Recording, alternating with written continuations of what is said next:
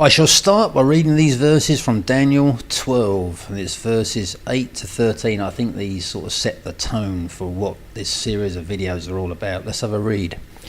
And I heard, but I understood not. Then said I, O my Lord, what shall be the end of these things? And he said, Go thy way, Daniel, for the words are closed up and sealed till the time of the end. Many shall be purified and made white and tried, but the wicked shall do wickedly, and none of the wicked shall understand, but the wise shall understand.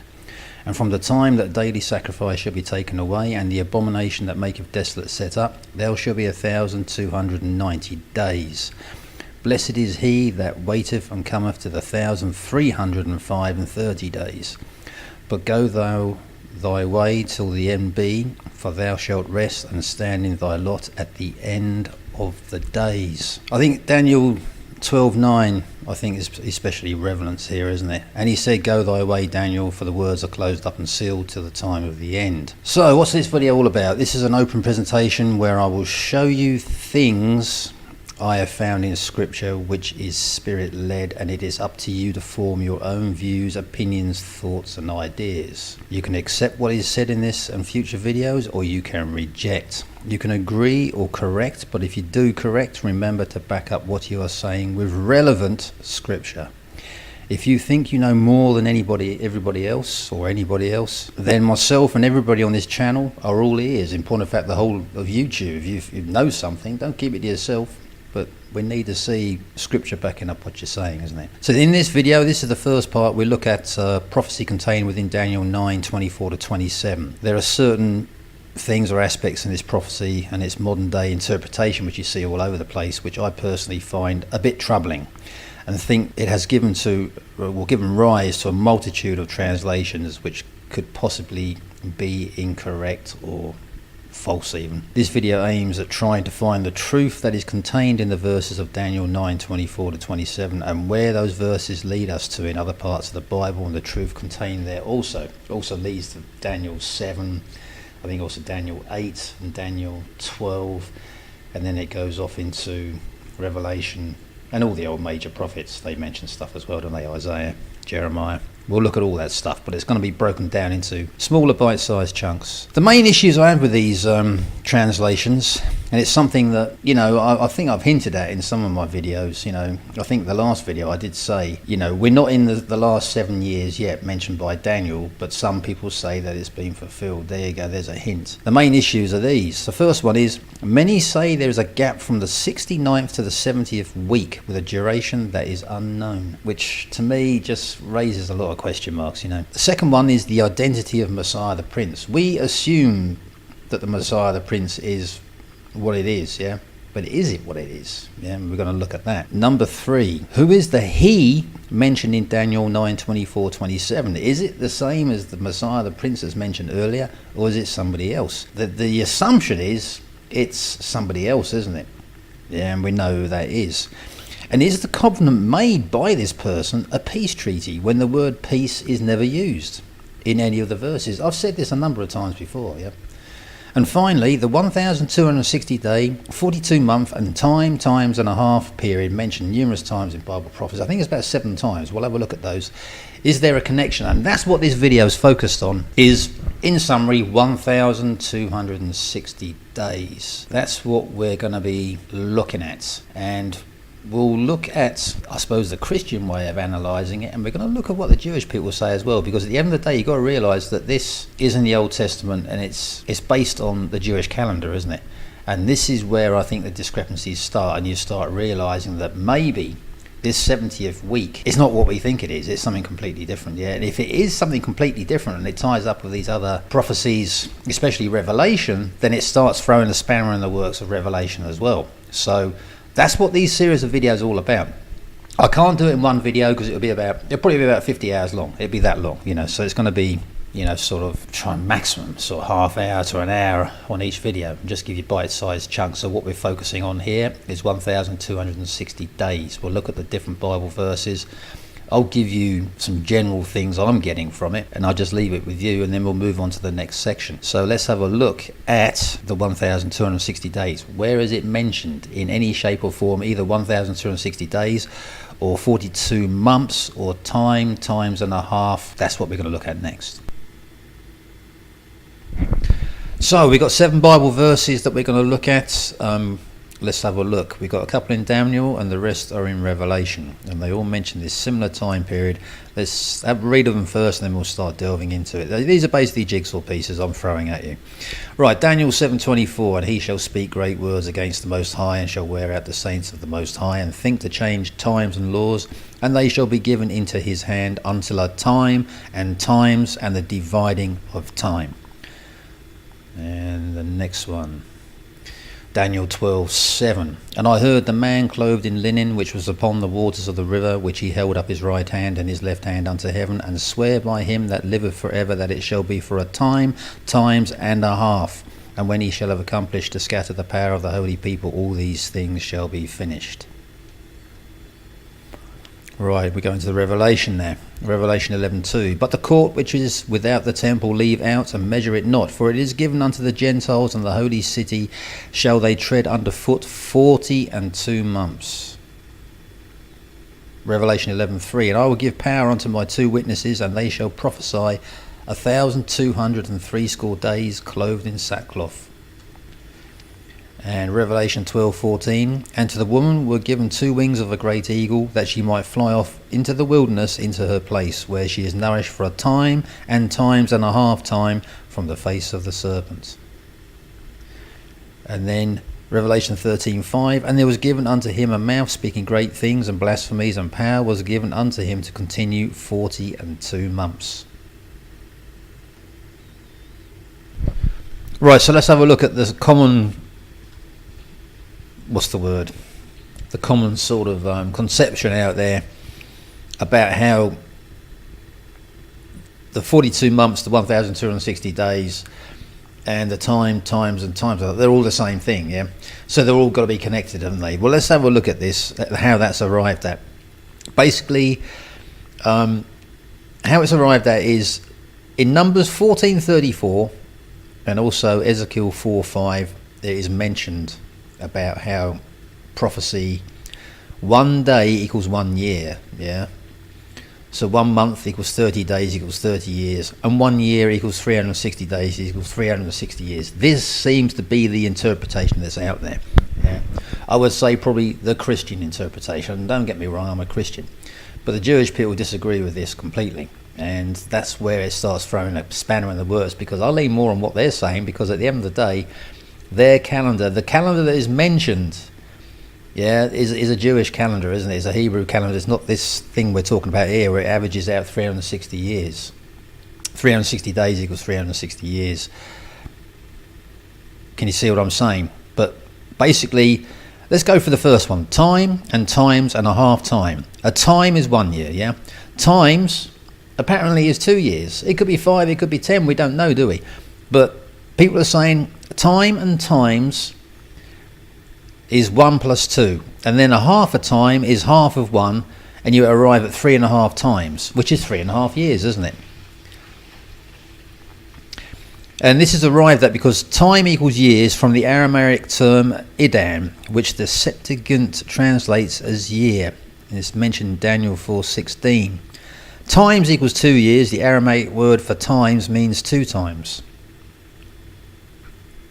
If we go into 42 months, yeah, 42 months is 42 times 30 days, which equals 1,260 days, which is convenient, isn't it?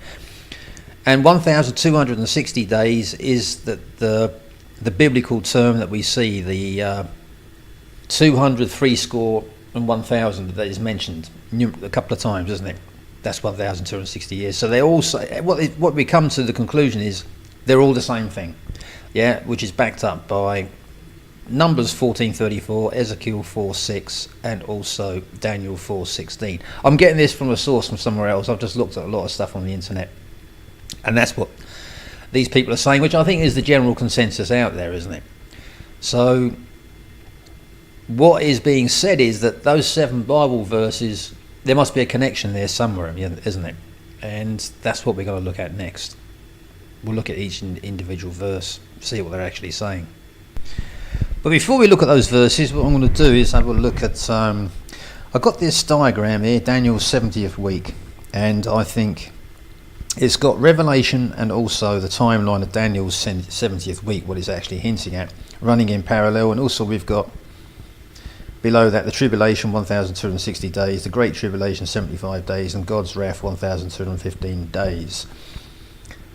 And it's, you know, I think that, I don't necessarily agree with a lot of this, but it's got the abomination of desolation there right in the middle, the Battle of Armageddon at the end there, destruction of Mystery Babylon.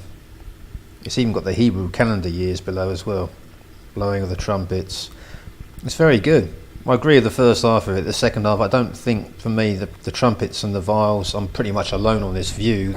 I just don't think they run in parallel. They're very similar, I know, but I keep saying this. And it's got the first, second and third woes, which are the fifth, sixth and seventh trumpet and vials. And that's it. And if you look below, we've got how the Daniel's prophecy, this is the last 7 years, fits in. So what this chart is saying is that Daniel's 70th week relates to Revelation from the first seal all the way up to the seventh trumpet and the seventh vial, which, you know, according to this, they happen pretty much at the same time. Yeah. And then obviously we've got the millennial kingdom after that, which, yeah, they haven't put on this chart. So I think that I've included this because at the end of the day, I think this is the general consensus out there among Christian channels and websites. Everybody seems to have a variation on this, but I think most people are going to reach some sort of agreement. This is pretty much it. But what I want to do is throw a spanner in the works and just say that Daniel's 70th week, what we're going to be looking at, some people are saying it's been fulfilled. I have mentioned this a number of times, and if it has been fulfilled, then the parallels that are mentioned here, which look very good, they really do tie up. But the parallels between Daniel's 70th week and Revelation, you know, the tribulation and the Great Tribulation and God's wrath, if this has actually happened, that all the stuff that's contained in Daniel 9:24 to 27 has been fulfilled, including Daniel 9:27, then basically this chart is null and void, isn't it? Do you get what I'm saying? And that's what we're going to be looking at. We'll look at the different interpretations. I think this is one of the keys, is that 1,260 days. So we're going to look at the times it's mentioned.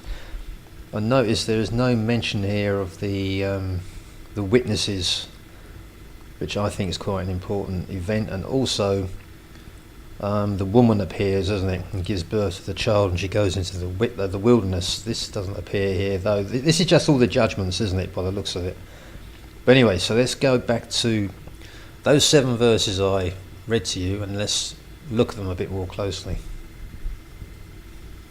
Right, so what we're going to do is look in more detail. I'll bring this software, I've used this for ages. The King James Version 1769, including Apocrypha with Strong's numbers and morphology. Actually, I haven't got the Strong's numbers on here at the moment, but I've just got the Treasury of Scripture Knowledge, which is on the right-hand side there. You can see with the cross-references, and then you see the actual verses on the left.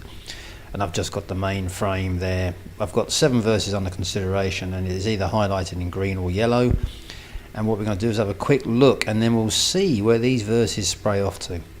First one is Daniel 7:25. This is where the 1,260 days is mentioned, or the 42 months, or the times and a half, or dividing of the time. Most people say it's 3.5 years, but when we get into it, you'll see there's another interpretation of that as well. But anyway, let's have a look. Daniel 7:25. And he shall speak great words against the Most High, and shall wear out the saints of the Most High, and think to change times and laws, and they shall be given into his hand until a time and times of the dividing of time, which is about 3.5 years. Now, a lot of people are saying that this is the AC. The he is the AC. Yeah, and this is a future event, and he's going to do war against the saints, which, yeah, you know, if we look into the cross-references here, there's Revelation 13, 5, 6 and 11. Well, we know what Revelation 13 is all about, the beast coming out of the sea, isn't it? We're talking about the beast. So there is this connection here, isn't there? But Some people are saying that this time times the dividing of time is 1,260 days, which equates to 1,260 years, which starts from AD 606 and terminated in 1866. This is what it's saying in the Treasury Scripture Knowledge if you look on the right hand side. Basically, it's the persecution of the church, isn't it? That's what they talk about, that's sort of the church age. And 1866, that's another date we'll look at. Apparently around about that time something happened. So this could be a future event. It does tie up, as we saw on that table. It could have been an event that's been fulfilled, isn't it? If we go into the next one, Daniel 12:7. What I'm going to do is read the two verses before that, Daniel 5, 6 and 7, because it gives it a bit more context. Then I, Daniel, looked, and behold, there stood other two, the one on this side of the bank of the river, and the other on the other side of the bank of the river. And one said to the man clothed in linen, which was upon the waters of the river, How long shall it be to the end of these wonders? And I heard the man clothed in linen, which was upon the waters of the river, when he held up his right hand and his left hand unto heaven, and sware by him that liveth forever, that it shall be a time, times and a half, and when he shall have accomplished to scatter the power of the holy people, all these things shall be finished. He mentioned again, isn't it? If we look at the cross references, we've got a Revelation 11, 2, 3, 15. There's also Revelation 10, 7 here. I also mentioned Isaiah. We'll look at these in more detail in the future, and also Revelation 10, 5 here. That's on verse 7. But this, I think, could be the two witnesses, because the cross references, when you actually get into Revelation 11, 2 and 3, it says here, 11:3, and I will give power unto my two witnesses, and they shall prophesy 1,260 days, clothed in sackcloth, which is what we're going to read now.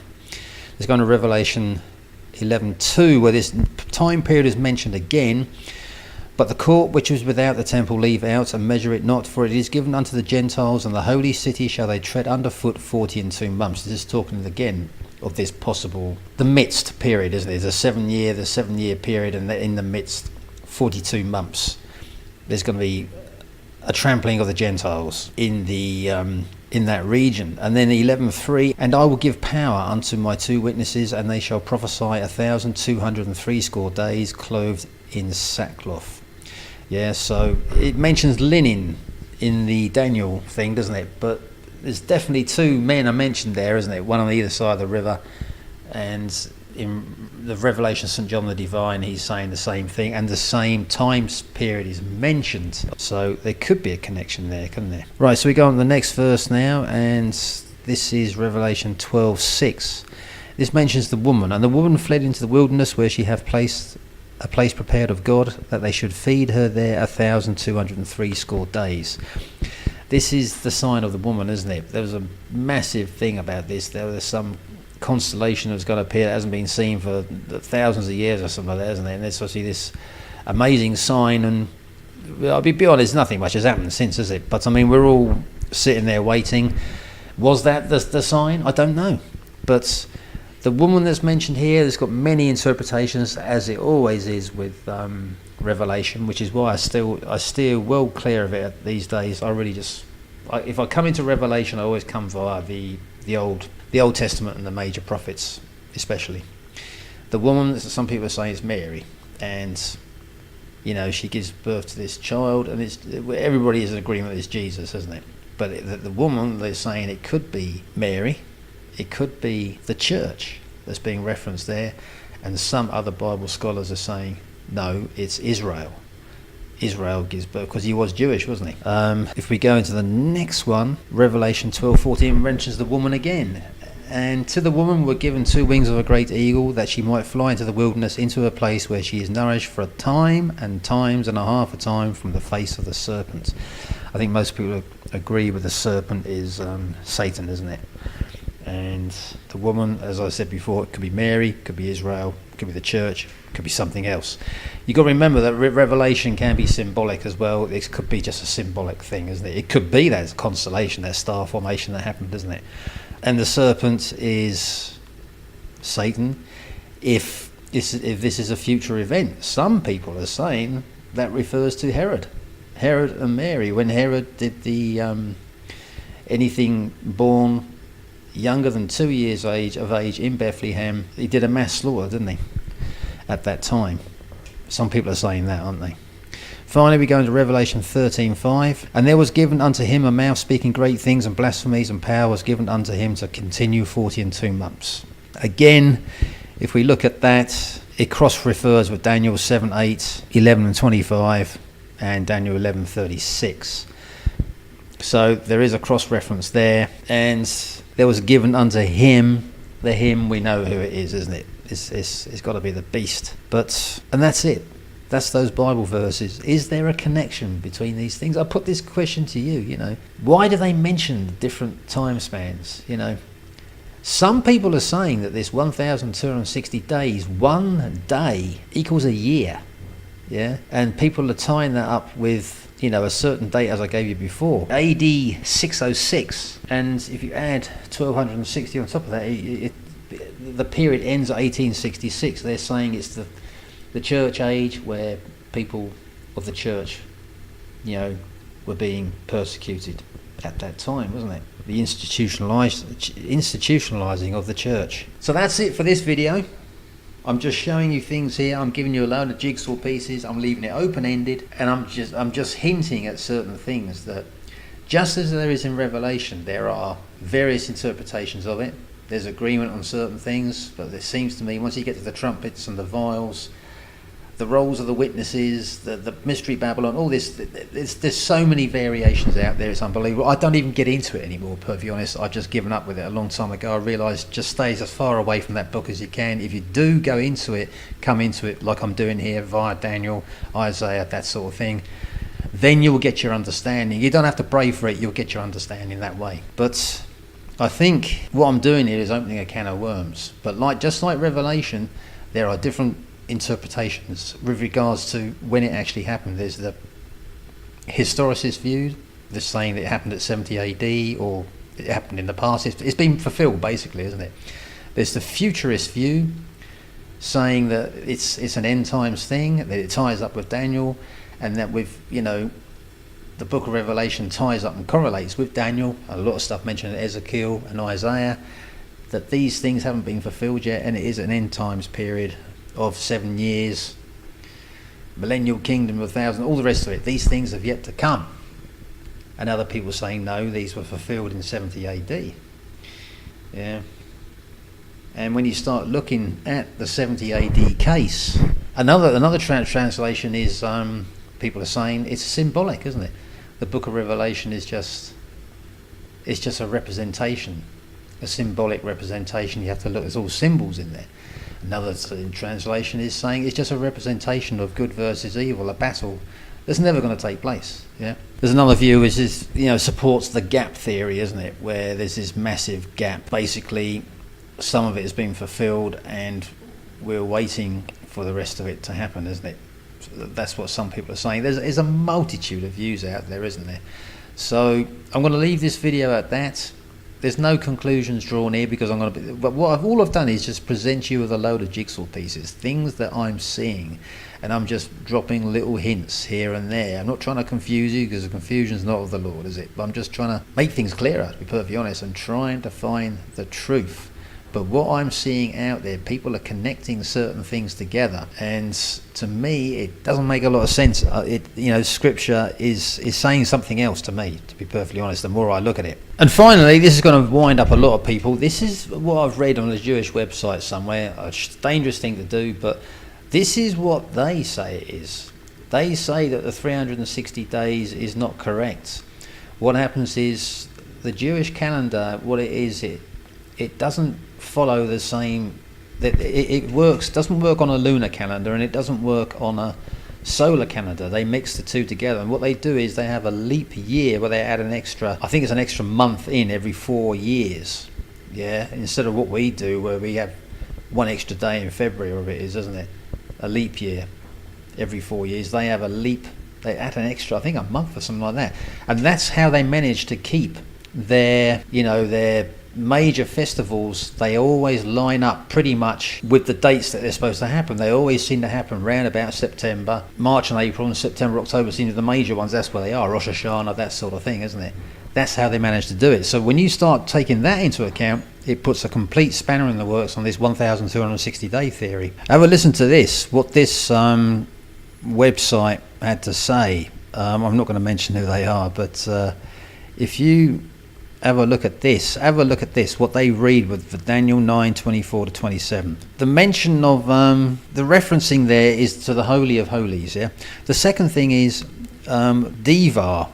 Is they've taken all the sort of Jewish meanings of the thing. Diva, that means word, not decree, that's mentioned in the verse. Moshiach, which means anointed, not Messiah, which is mentioned in verse 23. And Moshiach means anointed, not Messiah, which is mentioned in verse 24. 7 weeks and 62 means two events, one at 7 weeks and the other at 62 weeks later, not one event after a cumulative of 69 weeks.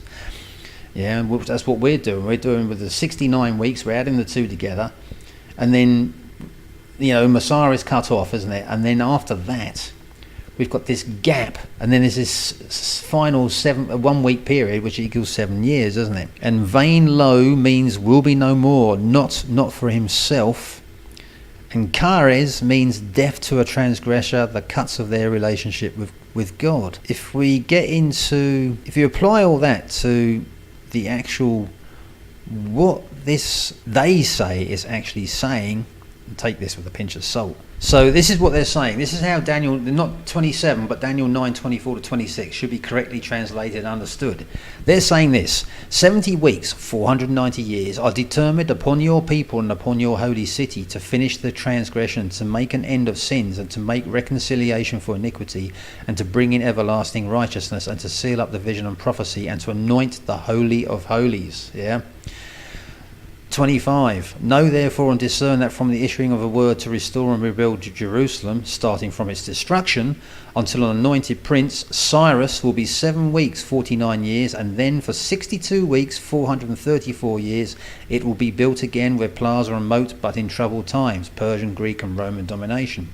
And then 26, then after 62 weeks, 480 years from the destruction of the first temple, an anointed one, the sacrifices, last Jewish priest and king, will be cut off and will be no more. And the people of the prince, Romans as in the Roman army, who is to come and will destroy the city and the sanctuary in the 70th week, 490 years from the destruction of the first temple.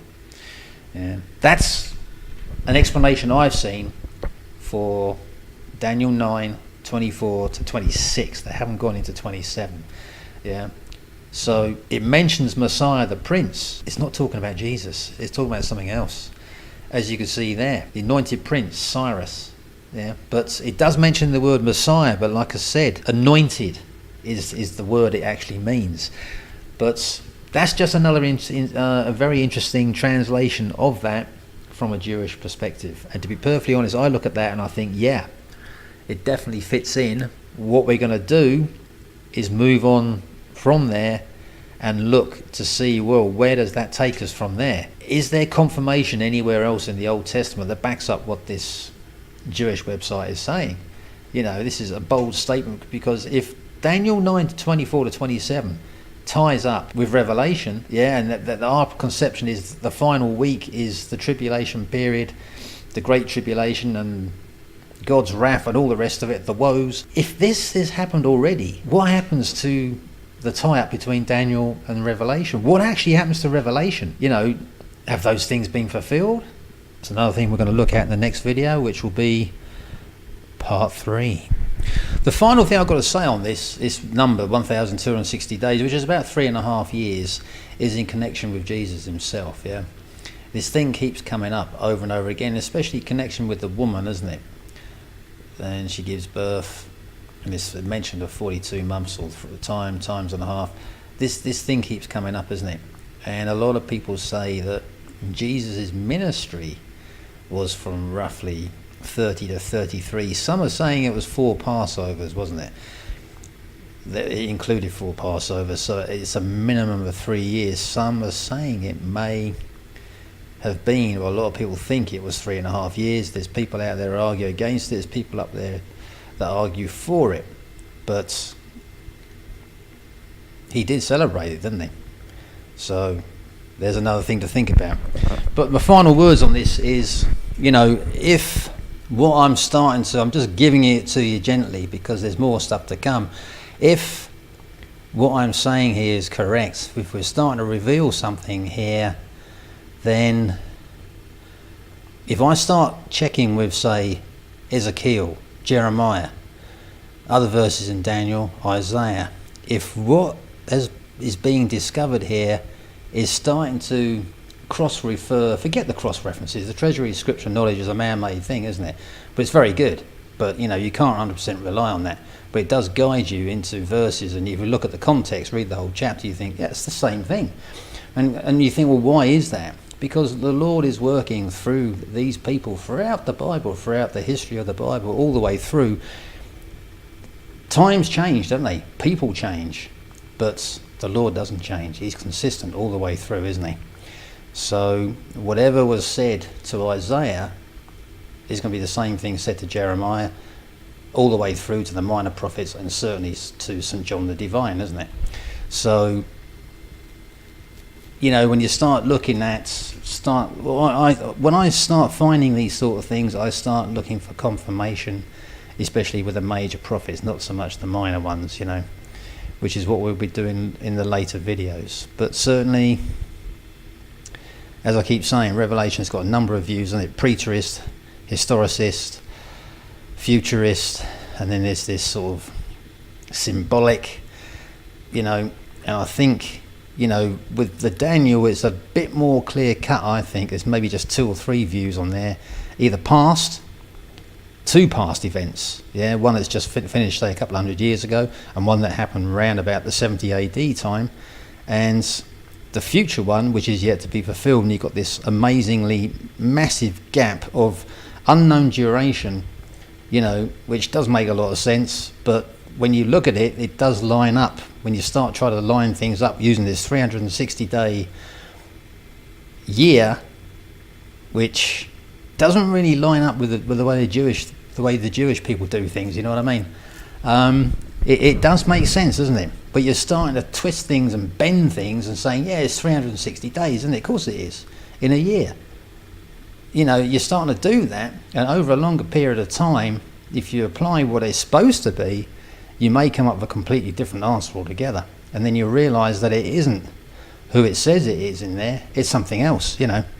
But anyway, we'll look at that in the next video. Yeah, so this ending I'm putting on this video is going to be on all the videos I'll be doing in this series. Basically, this video, I'm looking for comments. They are openly encouraged from everybody, including Bible scholars, university lecturers, Bible prophecy experts, end times experts, and also the other types out there, the finger wavers, as I call them, the correctionists, the judges. The judges in particular, there is a Bible verse on this, isn't there? If you're going to judge, be prepared to be judged. I will judge back, and I will come back with Bible quotes. I'm just warning you, but I don't mind being judged, but make sure you got belt and braces, you got some decent Bible quotes to back up what you're saying.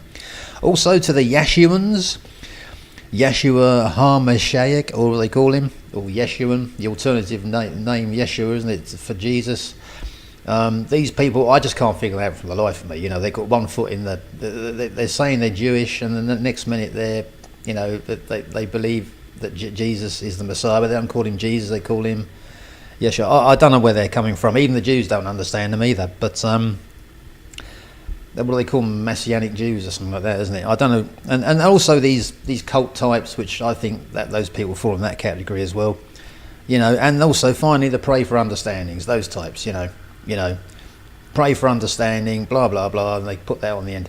This video is for you as well. You'll have a field day on all these videos, but like I said, whatever you say, don't say it's this and pray for understanding. It doesn't mean nothing, does it?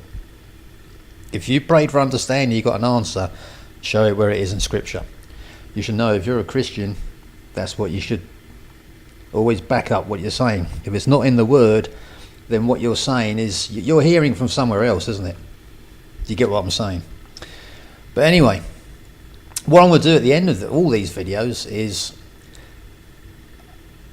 put as many comments as you can in there, good constructive ones. Then what we'll do is, when we finish this series, say there's 8, 9, 10 videos, I'll gather up, I'll probably give it a couple of weeks until the last one, and then what I'll do, I'll gather up all the comments And I'll do a Q&A like I did the last video, and I'll answer all your comments. I don't claim to have all the answers, you know, but at the end of the day, I'm just giving you what the Spirit has shown me, and that's it, you know, and I'm just putting it out there. This is what I'm seeing. This is what Scripture's saying to me, not what I'm seeing is actually out there, you know. Anyway, so until the next video, this is Frank of the 12 Gates. Remember, keep your eyes firmly fixed on the Lord and on nothing else.